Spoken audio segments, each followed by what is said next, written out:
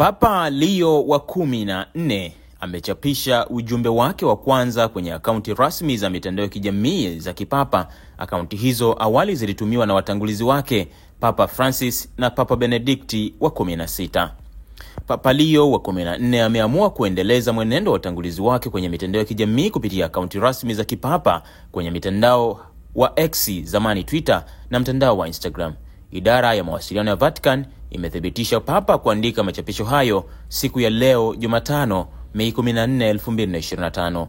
Ujumbe wa kwanza wa Papa Leo kwenye Instagram umetokana na hotuba yake ya kwanza kwa umma muda mfupi baada ya kuchaguliwa Mei 8 mwaka huu, ulioambatanishwa na picha kadhaa maarufu kutoka siku ya kwanza za upapa wake. Nanuku: amani iwe nanyi nyote. Hii ndiyo salamu ya kwanza aliyoitoa Kristo aliyefufuka. Mchungaji mwema, napenda salamu hii ya amani penye ndani ya mioyo yenu, ndani ya familia zenu na miongoni mwa watu wote popote walipo katika taifa na kote ulimwenguni, ameandika Papa Leo, mwisho wa kunukuu. Katika taarifa hiyo, idara ya mawasiliano ambayo ni taasisi mama ya Kikatoliki ilieleza kuwa akaunti rasmi ya Pontifex kwenye mtandao wa X ina jumla ya wafuasi takriban milioni 52, ikichapisha maudhui katika lugha 9.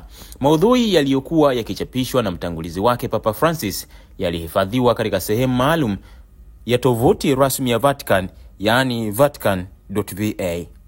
Kwenye ukurasa wa Instagram, akaunti mpya ya Papa itakuwa na jina la Pontifex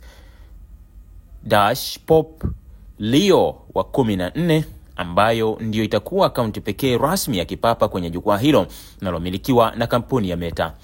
Taarifa kutoka Vatican zinasema kuwa akaunti ya Papa Francis, yani @Franciscus, inaendelea kupatikana kama kumbukumbu ya kihistoria ya papa huyo aliyefariki dunia.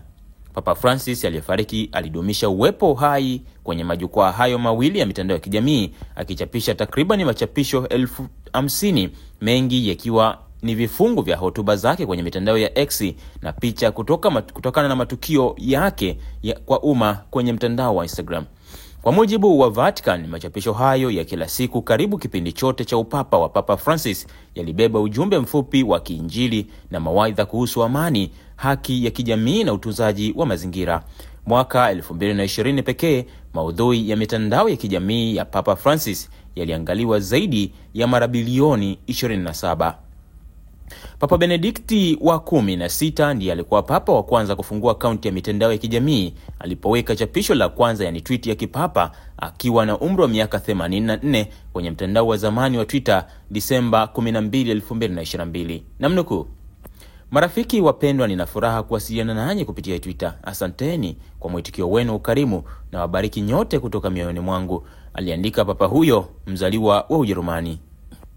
Ujumbe wake uliokuwa na herufi 140 ulifungua mlango wa Vatican kukumbatia mfumo wa mawasiliano wa kisasa, hususan matumizi ya mitandao ya kijamii. Baada ya kuchaguliwa kuwa papa wa 266, Papa Francis alitumia akaunti hiyo ya Twitter na ujumbe wake wa kwanza ulisomeka, na nuku: marafiki wapendwa, na wapongeza kutoka moyoni na nawaomba muendelee kuniombea, mwisho wa kunukuu, aliandika Papa Francis ambaye amefariki dunia. Machi 19, 2016, Papa Francis alipanua uwepo wa kipapa kwenye mitandao ya kijamii kwa kufungua akaunti yake ya Instagram ya Franciscus. Chapisho lake la kwanza lilikuwa ni picha yake akiwa amepiga magoti akiomba, ikiwa na maneno nisalieni kwa lugha mbalimbali. Papa Leo wa 14 anapoitumia mitandao ya kisasa ya mawasiliano, taasisi za kanisa, Wakatoliki na wasio Wakatoliki wanaweza kuangalia uongozi wake na kupata msukumo wa namna ya kujihusisha na mitandao kwa hekima na maadili. Endelea kufuatilia Mwananchi Digital kwa taarifa zaidi kuhusiana na mambo mbalimbali ulimwenguni. Jina langu ni Mgongo Kaitira.